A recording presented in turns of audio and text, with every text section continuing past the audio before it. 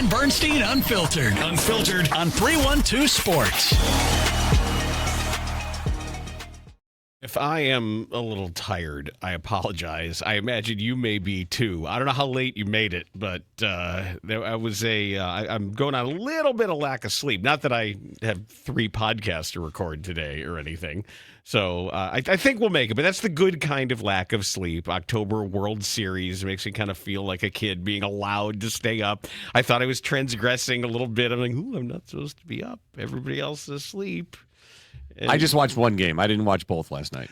I made it to about 1:15, and then it's just like, no. I had to go to bed. And I'm glad that's the first thing I checked this morning and saw that it went 18. And I'm like, well, thank God. Exactly.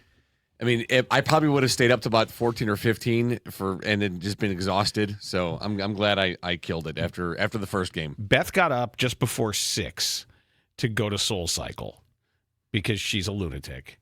And she's like, why'd you come to bed so late? Game still going. Who won? I don't know. Let me sleep. Like my alarm's set for 7:30. Let me sleep. And she's like, oh, the Dodgers won. I said, let me sleep. She's like, oh, Freddie Freeman, walk off. Freeman sends a fly ball to center field. Varsho's going back before the catch strikes midnight. Freddie Freeman has ended it. It's a repeat hero with the last word on a Game 3 classic. And John Smoltz said, I still don't like baseball. Can I go home now? I hate it here, and I'm going to make everybody's life miserable, too, by saying stuff that's wrong, by making things up about baseball that are wrong. Somehow that's got to stop. It's really funny. We were watching the game. You know, I watched the whole first game, and I did not hear anything John Smoltz said. What do you mean? I just tuned him out. Good for you. I just watched the game. You know what? Then you are I bring the volume down a little bit because I don't really need to hear the play-by-play. You're a more evolved intellect I guess, than I. Maybe in this one case. No, that is a remarkable. If that's true, yeah, it is completely true. Then that is a remarkable example of effective intelligence. Yeah, that you're able to tune your brain to make you happier. I watched the game, and we were chatting. Landy and I are chatting as we're watching the game and just watching the game and enjoying it. And if something spectacular happened, I would maybe go back and turn the volume up just to hear the call. But, yeah, it was great. And today we're obviously going to go through the experience of last night because there was a lot. There was a lot going on in sports. It was a busy night. A busy night, and it was some work. You got to know what you're doing. If you don't have multiple screens, you got to be really good at keeping tabs on things. If, in fact, you're also making dinner and trying to do other – there's a lot going on. Because there was the Bulls game that, once again, was tremendously entertaining. They are playing a very entertaining brand of basketball right now. I don't think they're really good, but they've beaten 3 good teams by playing entertaining basketball. And they're missing 2 of their really important players right now. Zach Collins is their number 1 backup big. In some ways, he might be their most overall effective big when you add defense into that. And they don't have him. They don't have their best scorer in Kobe White. And they're 3-0 against 3 likely playoff teams. Home and road wins. There are Bears things to get to. Poor Ben Johnson is trying so hard to fight his battle through the media, and the media isn't really helping him. So, Ben, we'll help you. I promise you. Ben, we're here for you today. We are gonna follow the breadcrumbs that you're dropping. We are going to, if you've got a big thing of water, we'll help you carry it for a little ways, because I know what you're getting at. And I imagine Ben gets home to his wife and kids, just like, I'm trying to send a message here, and I'm waiting for people to hear me. So I hear you. We hear you on Unfiltered, so don't worry about that. And see this? You know what that is? Oh, is that the donut? That's the. Oh, you brought me one. I brought you. Dude. All right. Okay. All right. If you're watching on YouTube right now, this is. I can't wait to try it. The Stan's Donuts Affy Tapple. And you can only eat one of them. I want. Okay, you're going to confront this at the end of the show. Okay. Today, at the end of this All right, episode. I'm excited. The moment I hand it to you, you're going to say, "Oh God." Oh boy. Just because of the heft. Because your mind says, "Oh, donut." I can eat 10 of those. It's. Do you know the feeling when we had paper milk cartons? Do they still have? They don't have them anymore. I don't believe so. But when the opaque, Maybe oat milk. but any opaque milk carton Yeah. that you presume is full, but it's empty, Oh, yeah. and you pick it up, and you whoop. Yep. This is the opposite of that. Okay. Okay. Well, I look forward to trying it. This is the opposite of that. Your $1 donut. And you're right. Usually it's $6. Yeah. I got it for $1. You get it for free. Let's go. So you win the. Oh, I pay for it somehow. No, it depends how much of it you eat. But I'm telling you, it's not the moment you bite in, and something feels different. I'm telling you, Okay. there's just something odd about it. So, like I say, we had last night. There were 3 things that we're watching at 7:00. You sit down. And so I had to plan everything out. Oh, my pizza blorped in the oven. What'd you make? I made an Uno's sausage pizza. All right. And the bottom fell out. Oh, no. It cracked, and all of a sudden I smell smoke, and a whole blop of cheese and stuff fell out. That's the Out worst. the middle of the pizza. That's no good. So I have to scrape it out of the bottom of the oven while the oven's hot, and I salvaged it though. I repaired it. I did surgery on the pizza. I put it on a cookie sheet. Yeah, you're good to go. But it was like a mash unit, literal meatball surgery that I did it was pretty good. If I may say so That's too myself, I was very proud of what I did on the fly, getting it out of the hot oven, fixing it. I hate when that happens. Sliding that hasn't happened to me before. Yeah. But I'm good. I was just disappointed. Well, I usually get the cheese falls off the side. Oh, that happens all the time. Yeah, and falls down to the bottom, and it's smoky. But this was dead center, huh? Yeah, straight out dead It was center. it was an omen. It was a foreshadowing of Freddie Freeman's home run. Somehow Dead center. like it. But it was so. You get set at 7, and you got the Bulls. And Yep. Adam Amin is back, and he's sitting there with. Did you hear Adam Amin called Giddy Diddy? No, I didn't. He did. Oh no. Yeah. Uh-oh. At one point, he slipped, and he referred to him as Diddy. That's a problem. No. Different guy. Yeah. But I see you working. And then there's the baseball game, and then there's the idea of Smoltz avoidance. Because you like somehow I can't just mute John Smoltz or throw him into a burlap sack and down a sewer and leave him there. God, I don't like music. I don't like baseball. Well, this may be a time. I guarantee you, this guy's trying to hit a home run. They're always trying to hit home runs. It's their job. Stop being. Oh, You gotta let it go, man. I can't. I can't get the World Series elsewhere. You've got at least 2 more games to get through. So It's not like it's a radio show or a Yeah, I podcast. know. It's not. I can't get that somewhere else. train your brain. Tune him out. You're better than I am at it. You're a more fully actualized intellect than I am. I'm not there yet. If I have to mention John Smoltz to my therapist, Have you? no. Okay. All right. We haven't got there yet. Well, I don't know. That look from you was a genuine look of concern. Yes, it was. That was a genuine look of concern. I from was you. very concerned. That was real face. No, I went from smile to have you. Yeah. Like seriously, dude. Because I immediately in my head I had the scene I made up a therapy room and you and a therapist I have no idea who they are and I had you talking about John Smoltz. You have to picture. I guarantee you, in your head, my therapist was like this classic Freudian with the goatee and the round wire rimmed glasses. Oh, and yeah. I'm lying on the couch like a New Yorker cartoon. Yes. Yeah, but you didn't have pants on though. I thought that was weird. Well, in my vision. Yeah. They're new agey Like, that Dan, way. why are you taking your pants off? Well, we got stuff to talk about. In reality, Doc. I would say my therapist looks like. Do you remember the actor Mark Lynn Baker No, from Perfect? you the mean other guy on Perfect from Strangers. Oh yeah, okay, yeah. Picture him. I Except thought you meant the guy from Hamilton.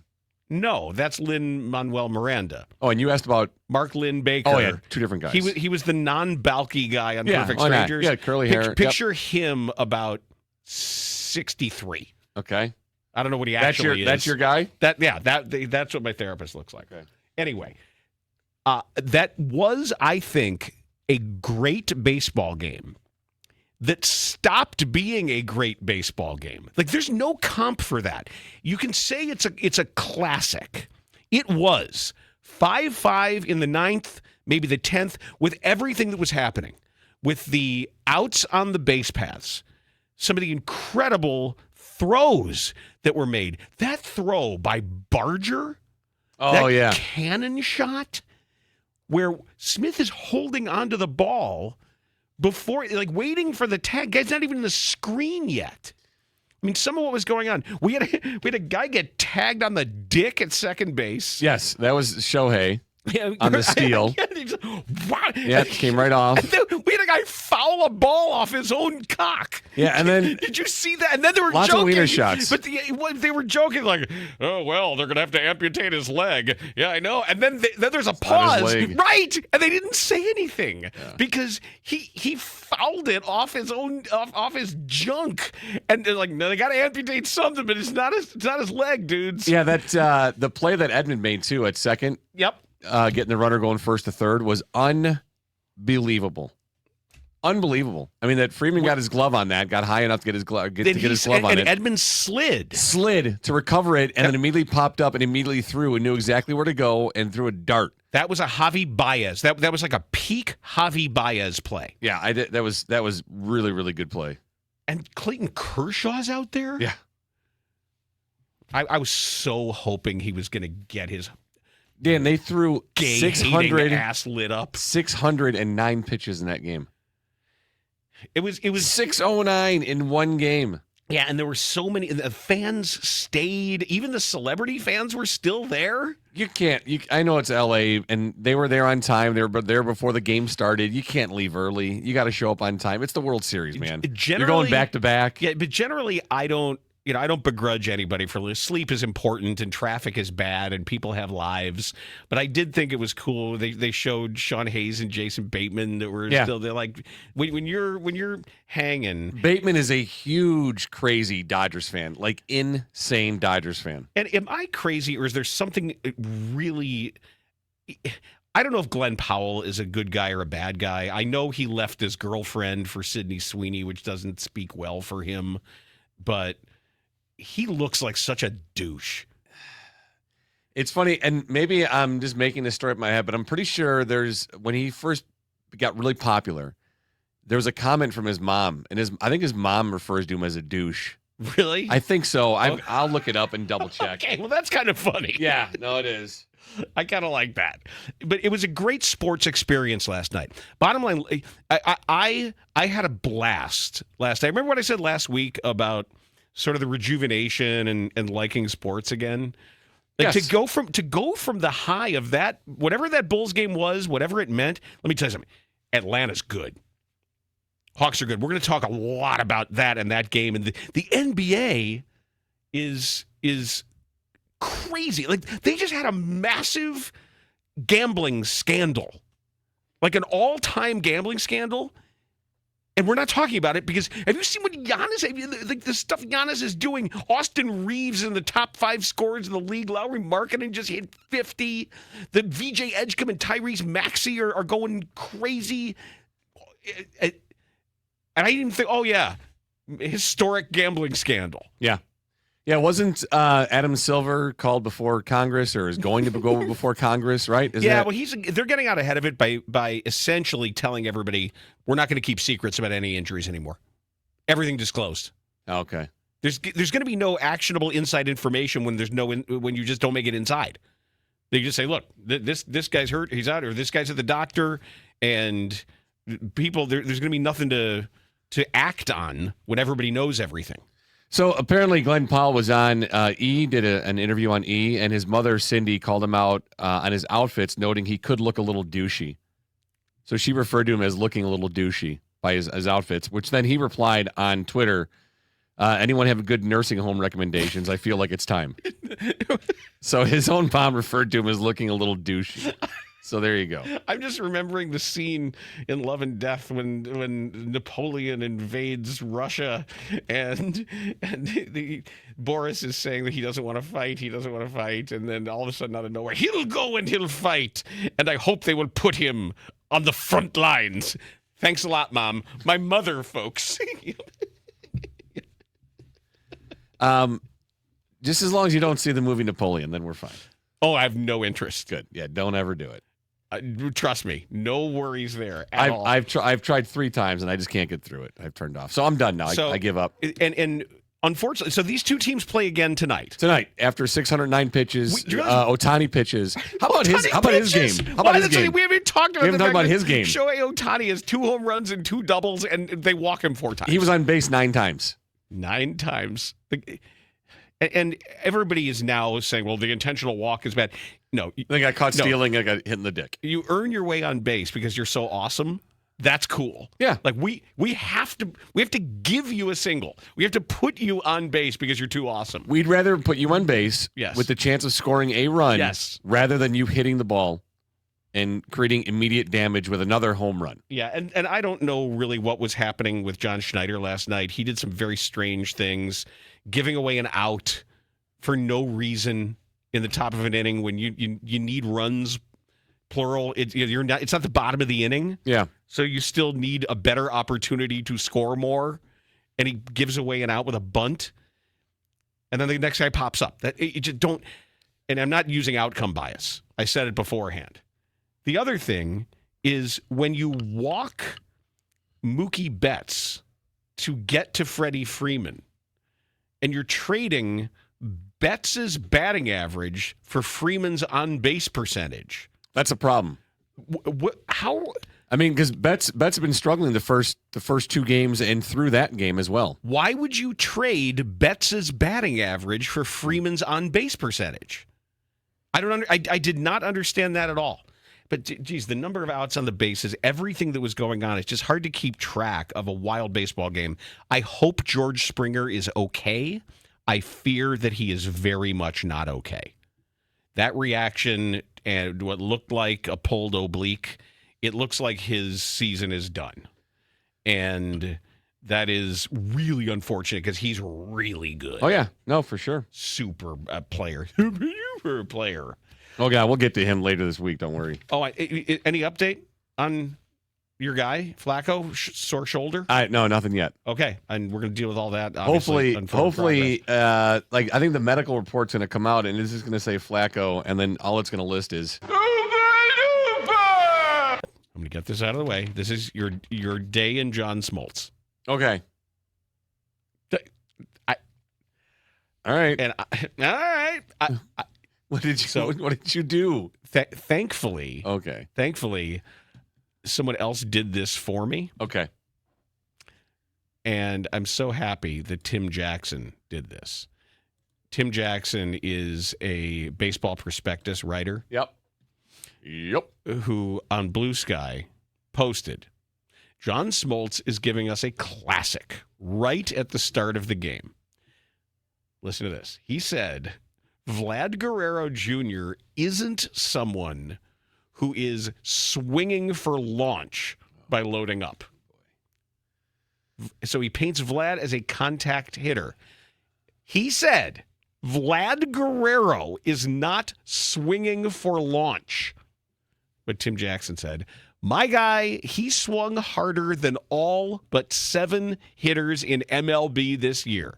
And I looked that up in under 12 seconds. Yeah. We know who swings hard. You know who swings hard? Everybody. You know who's trying to launch? Everybody. You know how you get paid? By barreling the ball at an angle and a certain velocity. That's how you make money. Expected weighted on base average. That's what teams look at is, do you hit the ball hard and do you hit it hard in the air? Because that's how runs are scored. These are very, very basic things. So then, and that already, you should not have the bully pulpit that you have. Then on the Will Smith flyout, yeah, when Varsho just kind of ran over and caught it, and Will Smith bat flipped. He thought the game was over. He thought he got it. Everybody thought he got it. The cameraman, everybody thought that game was over because after he threw the bat away. But it was a fairly routine flyout. And they show it again, and they show Will Smith, and Smoltz goes, he knew it. No, he knew the opposite of it. He so didn't know it that he bat flipped. You're not supposed to bat flip a fly out. And then when he ran down the line, he showed his disappointment in the fact that he didn't know it, and he was embarrassed because it made him look silly. So no, when you said he knew it, what are you watching? What are you saying? Maybe he was excited he flew out. He knew it. He knew he flew out. Do you think he was celebrating a fly out? No. Do you think he was bat flipping a fly out? Yeah, so I think the point is that John Smoltz not very good. I got two more. Okay. All right. Don't you try to stop me now, I'm not baby. trying to stop you. That train's rolling. There's no stopping it. Don't you try to stop me now. You're driving that train. Then later, I don't know, it was the 14th or whatever it was, what inning, Smoltz says, I don't really like the win expectancy, but I would imagine that chart's moving up and down right now. So here's the thing. It isn't liking or not liking. That's just a measurement. That's like somebody saying, I don't like temperature. Oh my God. I was thinking the same thing in my head. It's like, what do you mean you don't like it? Yeah. What's not to like? I don't like distance. Sir, your temperature is 103.5. You might need to go to the hospital. I don't like temperature. Yeah. I'm not one for measuring the distance between two objects, but I am trying to figure out my plans for this afternoon when I'm going from here to there. But don't bother me with distance. These are all okay. That's and then what's the last one? Well, no, I'm not. There's two more. Oh, wait, these are after the 14th? No, this is the. I don't oh even God, know. Okay, I thought you had them in order. I'm on minimal sleep here. Yeah. So, but seriously, I'm not much for width or depth. Temperature, like I don't like it. What do you mean you don't like it? The hell are you talking about? So then he says something to the effect of, this might be a situation where he's trying to launch. Of course it is. Stop thinking that people at some point, what do you think they're trying to do? Gently feather the ball like a tennis drop shot? Well, he confuses Vlad and Nico Horner quite a bit. But even Nico Horner is also trying. He just doesn't. To hit it hard. But they all try to. Right. He just doesn't have that launch ability to hit those power numbers. Right. But he tries to, though. That's the point. He's trying to barrel the ball at an angle. Everyone's trying to.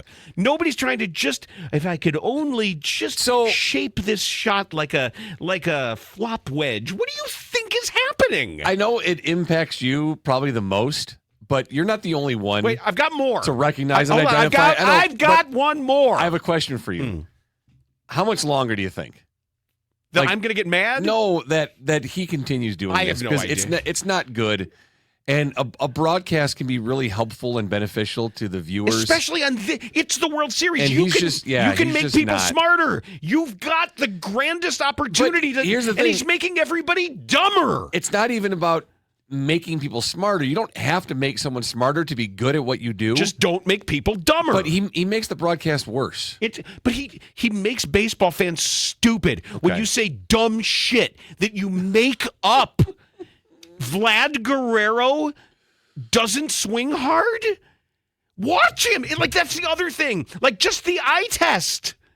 Just watch him swing. Watch his dad swing. Watch Vlad Guerrero swing from the moment he's held a bat. All his dad told him was swing as hard as you fucking can. We'll fix everything later. That's all he does. Even just your eyes. And not even so then, I don't know which pitcher came in. One of the pitchers comes in, and he said, this guy, he may not throw 100 miles. And he always scoffs at the guys who throw 100. That's bad. You're trying to throw 100. It's really hard to hit 100. Well, he may not throw 100, but I'll tell you something. This youngster's got gumption. And then he says, well, that's something that the radar gun can't pick up. Is it sneaky fast? Okay, maybe the radar gun can't, but you know what can pick up all the other movement on a pitch and everything else a pitch does? The other measurement devices. Everything else on StatCast. It may not be the radar gun. This guy's broadcasting from 1988. All the other stuff about the movement of his pitches, the spin rate, the horizontal movement, the vertical movement, all of it's measured. All of it. It's right in front of you. It's on your phone. But You've got a phone. He's a guy that doesn't care about information, data, numbers. He's not interested. But he's not interested in understanding because you have the most important seat in all of baseball and all of broadcasting to teach baseball. Yeah. Like, well, this doesn't show up anywhere, so I'm going to tell you about this voodoo magic.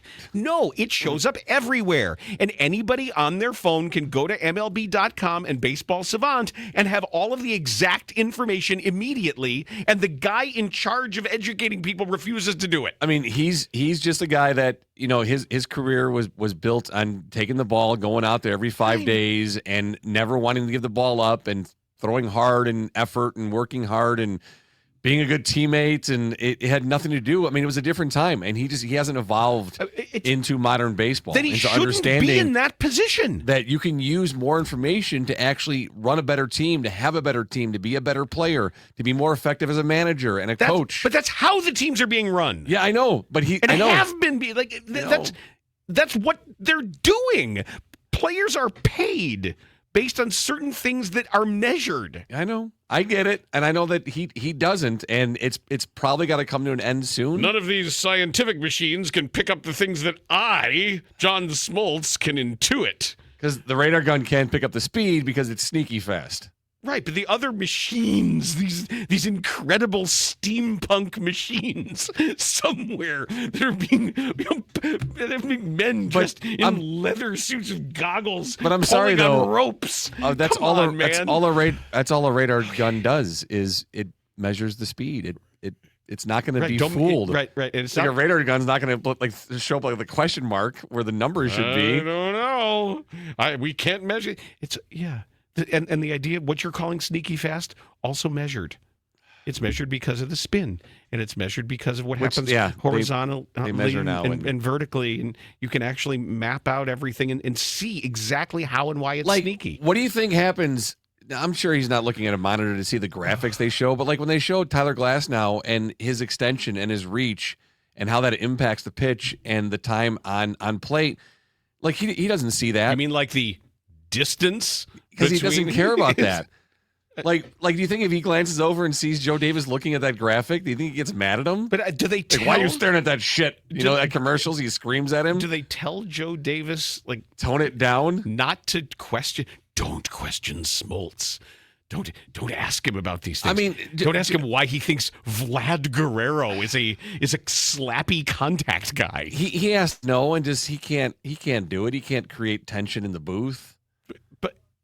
I don't know. What would happen if he's like, everything John, else, you can't really believe that he doesn't swing hard. I mean, come on, John. Like, you can't really think look that. Look at the guy. It's Vlad Guerrero. Like, that's not good. Right, that's not going to help the broadcast. I don't know. I think what happens next year is they put John in a, like, he's still there. He's in a booth that's not broadcasting anything. They just don't they don't tell him. They just don't tell him. That'll be They're awesome. like, hey, this year we think we're going to have you go solo because it's better that way. Mm-hmm. Like, you don't need Joe getting in your way or anybody else getting in your way. You just do it by yourself. Yep, and we're going to give you a crown that says King of Baseball, and you're going to have a scepter. No, it's a big book. It's a book. It's a book on his head? Encyclopedia of Baseball. On his head. Put it on his head. Yep, yeah. And you're going to get your own booth wherever we go. Yeah. And don't leave this room until we come get you. When the red light goes on, that means you're talking to everyone, and you get to instruct everyone about baseball. So I know it takes you to a different level, and I'm tired. I know, but it's so tired. I know you're not the only one. I mean, it's on social media platforms. Other people are calling out John Travolta. Like it can't go much longer than this. It can't. Did you say John Travolta? No, John Smoltz. Oh, okay, good. I didn't know whether I would rather have John Travolta. Okay. Do the games, at least for your benefit. But I need more coffee. Like other people are seeing it too, and it has to be done. Like it just can't continue because put you AJ can there. You can AJ and Francoeur are fine, but you can do better. Like it can be better. But then you go to the NFL and you think, why pull Tom Brady in? He's not adding anything to a broadcast. How many times are they going to run that commercial of the guy wearing all the rings and like he's got all Tom Brady's wisdom? And Yeah. Stop advertising the fact that Tom Brady's smart because that tells me he's not. Right. If he's a 7-time Super Bowl champion and one of the greatest ever, if not the greatest ever to play the position, you don't need to tell me that he knows the game. But if you're doing that, there's got to be some executive that says, we better tell people. Like, no, but some exec has to go, what are we doing here? And I'm sure it's a woman at Fox who is like smart and saying, hey, why are we doing this, fellas? Like, why is this happening? Like, should we really be promoting the knowledge of a guy who's a 7-time Super Bowl champion? Does that make us look a little needy? Does that make us look stupid? Yeah. I'm sure it's a woman who's smart enough to say that. And the men in charge are like just the little kid that asked why the emperor isn't wearing any clothes. Right, and the men in charge are just like, well, it's Tom Brady. We love Tom Brady. Let's promote Tom Brady. So it's got to turn around. And maybe, and Dan, my hope for you is that this is the last World Series for John Smoltz.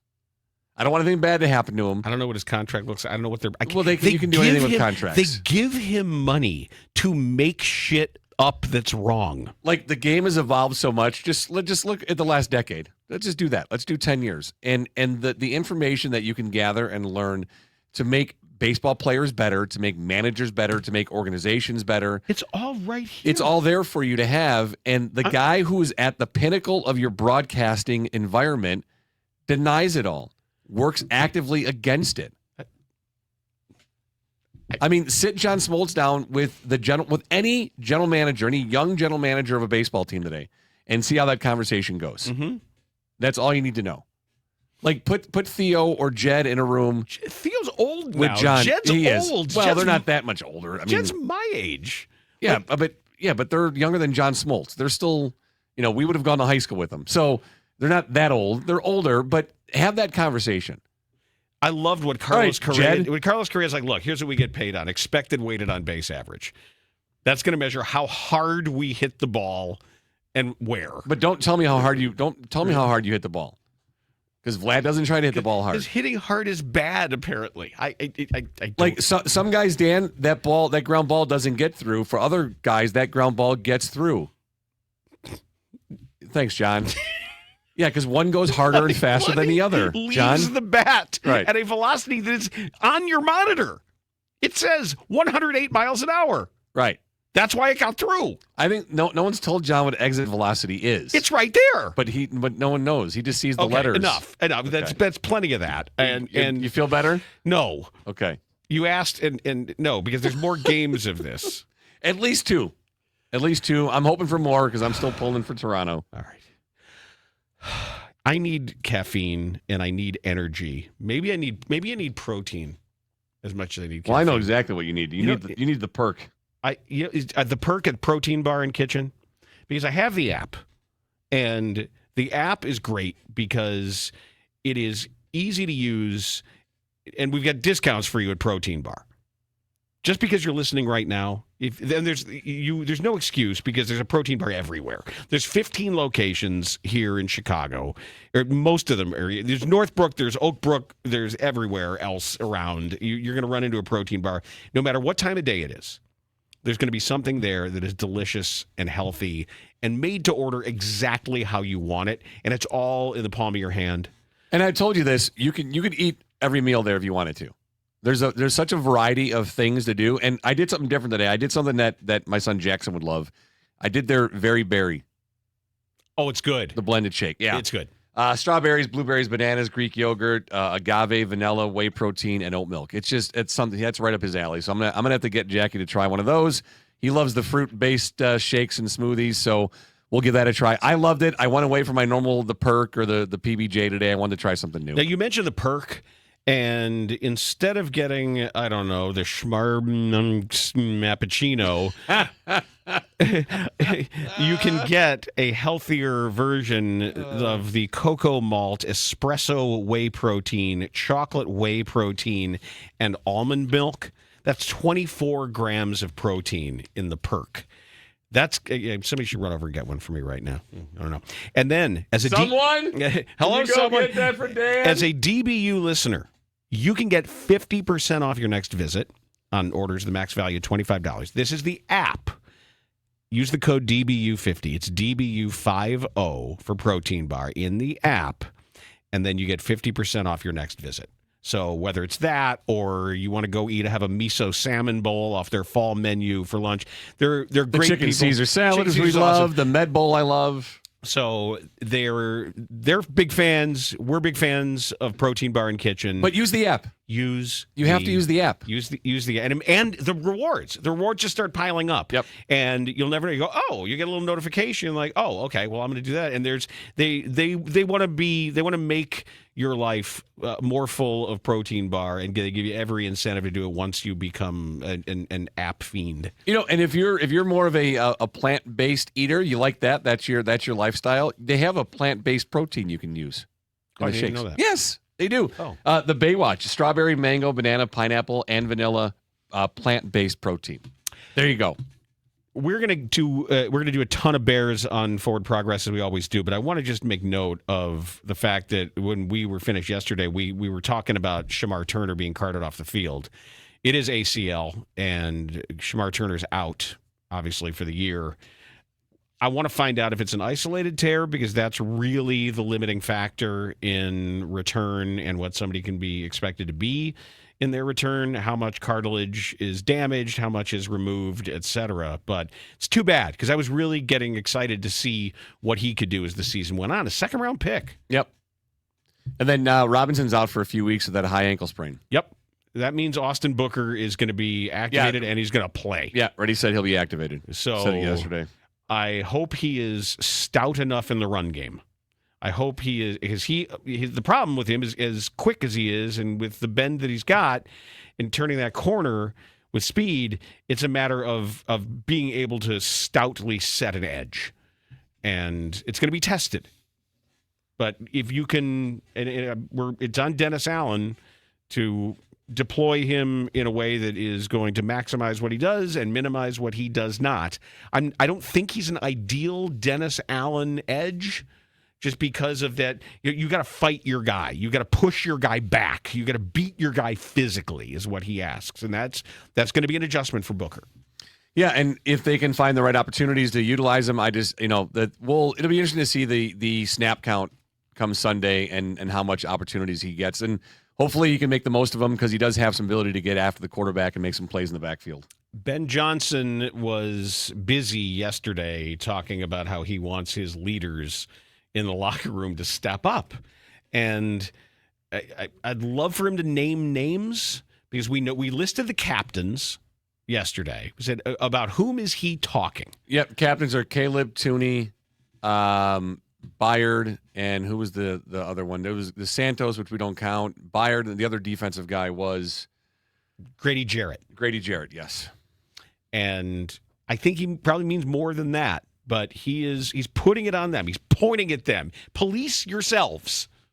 Police yourselves. I'm not here. He wants. It's like we tell the kids, figure it out. But we'll get more into it on Forward Progress, because he did meet with the media yesterday virtually, and they got a little more into that about the leaders trying to clean up. But I still have a lot of questions. A lot of questions about the things that he said yesterday and how this process gets fixed, and we're already 7 games in. And you remember the numbers we shared yesterday, negative 279 net penalty yards for the Bears, which is the worst in the league. The second closest with the Broncos at negative 142, and they have a game in hand too. So it's not only bad, it's, as you pointed out yesterday, it's a crisis situation. And the solutions that were given in the conversation yesterday with the media just don't seem correct. Just don't seem strong enough for the urgency that this situation is calling for. I loved watching the Bulls last night. I've really enjoyed watching them now for 3 games. They are missing their top scoring threat, and they're missing their primary backup big. Kobe White and Zach Collins remain out. And yet, this oddball cast of characters under Billy Donovan is playing interesting, exciting, big boy NBA ball. They've beaten 3 teams that are going to finish with more wins than the Bulls this year, in the Pistons, the Magic, and the Hawks. Those are 3 likely Eastern playoff teams. That is, if the Magic can get some shooting. The Hawks are really good. They're really good. Quinn Snyder runs some beautiful half-court stuff. Some really clever, interesting half-court stuff. And Trae Young, I've never been a huge fan of his game. Yeah. But I do think since they've tightened up the rules on the James Harden, Trae Young classic flopping stuff, the forcing people to run into you, and people are learning how to defend it a little bit better also, his game's become a little more palatable to me. I think as a more mature player, I like Trae Young a little bit more. Dyson Daniels is a dervish. He's everywhere. And he's got a great nickname. The Great Barrier Thief. Oh yeah, that's good. I heard Adam say that last night. And you have to know where he is all the time. He never stops. Even like little passes near the top of the key, guard to guard passes, they challenge. He comes out and gets that. Like back in the day, Dyson Daniels, if you're like a college team and you have him, you play him at the top of a 1-3-1 and just say attack everything. Mm-hmm. And nobody will be able to get into their offense. And they can do some of that, essentially. It's not really a 1-3-1 zone, but the way they can use him to attack everywhere has that kind of effect. And some of their half-court stuff, the way the Bulls were playing defense, they were running some high-low baseline cut that is, I should probably save this for OWC later in the day when we get sort of into the X's and O's, but a lot of what they were doing using Porzingis on the baseline, and Porzingis at 7'3", when he's shooting logo threes, you're like, you don't expect him to raise up like that because you don't expect him to be healthy. You don't really see him sometimes. You're just so used to him being hurt. He's an outstanding player. But the Bulls were recognizing some matchup differences. They're incredibly balanced. Look at that box score. Well, they have 8 guys in double figures. They share the ball. They play really hard. Patrick Williams, something lit a fire under his ass, finally, where he is understanding matchups. He is hustling. Just hustle. That's all I ask. You don't have to be a star. Just hustle. And he's doing it. Trey Jones is a better second unit point guard than I thought. That's what he is. He's a second unit point guard. And they're playing really hard. Kevin Huerter is smart and hustles. They've got guys. And Josh Giddey needs to fix some things in his game. And I wish he were a little more determined to finish some of his drives rather than use the drives for some difficult kickouts. And it was tough yesterday because, man, Atlanta closes out on shooters under control. And they make you pop that ball around and reverse it.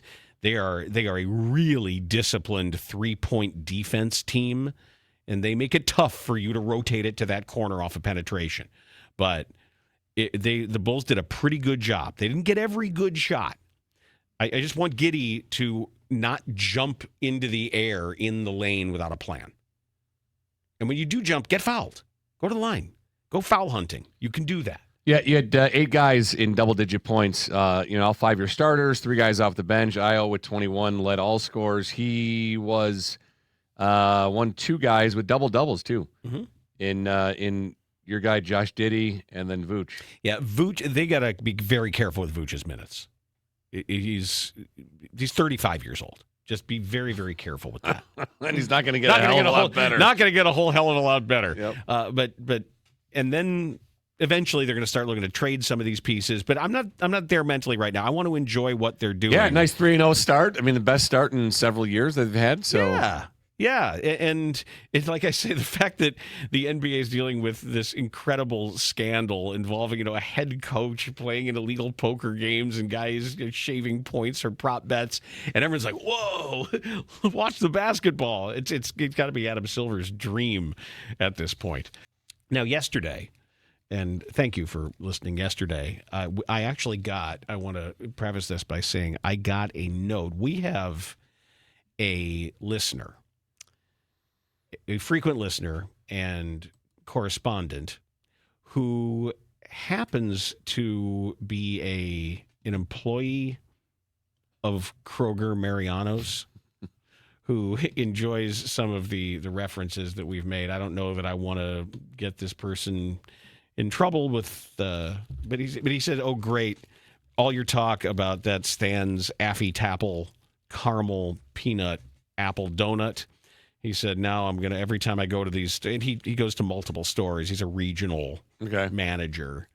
And he said, "Boy, everyone's going to talk about how they're all sold out everywhere because you guys have that effect." I brought one for you. Yep. And I gave my review. My review was, it isn't so much a donut that's covered in caramel as it is a ring of vanilla caramel covered in chopped peanuts. Yeah, no, it looks great. With that happens to have an apple donut inside. Yep.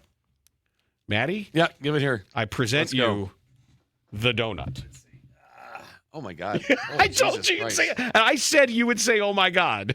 That is heavy. Uh-huh. Holy shit. All right. Let's see if we can take this thing down. Okay. I got to see. Now, you have to, if you're listening now on Apple or Spotify, wherever, you got to find this on YouTube. Oh, yeah, this is unexpected. Okay. So just, all right. you look at it. Okay. Oh. It's what happens as your teeth keep sinking into the caramel. You're not going to be able to talk for a while. So, so now, do you see when I said I could only eat one? Oh, yeah. It's really good, though. Isn't it? Oh, yeah. It's a lot. There's a lot going on here. Uh-huh. Mm-hmm. It's real busy. It takes a while. It's a multi-sensory experience, and there's sort of a mouth emergency when it's like blood rushes to your head because there's so much to deal with. All right. Okay. There's a lot of caramel. Mm-hmm. Mm-hmm. Oh, boy. No, that's a good donut, though. I feel like there's caramel like falling out of my mouth. I know. No, that's a really good donut, and I love the chopped peanuts on it. Mm-hmm. And it is, if you've had the Affy Tapple, it's that caramel. I mean, it's really good. Oh, boy. I think it might even be better than the. I don't know if it's it's different because when you bite into a caramel apple, you've got all the there's the juice of the apple, the moisture of the apple, and sometimes your teeth will slip. And sometimes you just get the caramel off. But if you get the whole, like a chunk of apple, it counterbalances out the heavy caramel. Where the caramel just invades the donut, and that's all you get. It's all soft on soft. Yeah, it's really good though, and it's good flavored donut. Yeah. I was concerned about the flavor of the apple donut coming through. You get just enough, but it's perfect. Just enough of the cinnamon. Yeah, right. It's really good. Yeah, now I'm going to finish this for sure. You are? Yeah. Oh, 100%. Yes. Delicious. You will not eat until dinner. You will not eat until you get like your Mexicali bowl at Protein Bar. All right. Well, thanks for bringing that in. I like it. Okay, good. Yeah, I was a bit concerned that the caramel might be too much for the donut, but that's a good solid donut. It works. And when you said it wasn't as much donut, I just thought, all right, I don't need a mouthful of caramel, which I'm not opposed to it. There's just enough. Yeah, it's good. That's good stuff. All right, nice collaboration there, Stans and Affy Tapple and Mariano's. Thanks for having it. And Affy Tapple's based right here in Niles. Oh, are they really? Yeah. I didn't know that. Don't you remember when they used to bring things by the old score? Yeah, I just didn't know that they were in Niles. Yeah, because I met the guy. I don't even know if it was the owner or what it was at the time. Like back in the day, in like 95 or 96, all of a sudden they would just come over and drop stuff off. Okay. You never knew at the old score because things would be sitting there. You didn't know what was poisoned. Goats and plates of food. And rats in the back and rock bands outside waiting to go into XRT. Yeah, the Affy Tapple, that was always something my dad always liked. And he would always get the Affy Tapples. That was always a thing as a kid, I remember. Like, because he never really got many treats. He was never like a let's go get a treat kind of a thing. But he'd always bring home the Affy Tapples. That's good stuff. And then if our Mariano's guys listening, stop rearranging the stores, please. Killing me. Yes. Killing me, bro. Like, I see people wandering by Mariano's, and I can say, hey, are you looking for something? I can tell them what aisle they're at. About halfway down, middle of the shelves, you're good. It's all moved now. The Vernon Hills one's different, and you got to stop. Oh, that's a good one, too. It's a real good one, but now it's all moved. It's all different. Stop doing stuff. Just leave stuff where it's at. Vernon Hills is one of the big ones. Yeah, let's leave where it's at. No, because they have to optimize everything. For what? It's all It's for not sales. optimized for me. No, it's based on patterns. No, but I have a pattern, and now the pattern was full, Ghost Rider, and now you fucked it up. Yeah. Negative Ghost Rider. So let's go. The pattern is full. All right, we're on it now. Let's leave it. Don't touch it again. I got it down again. We're good. Stop doing it.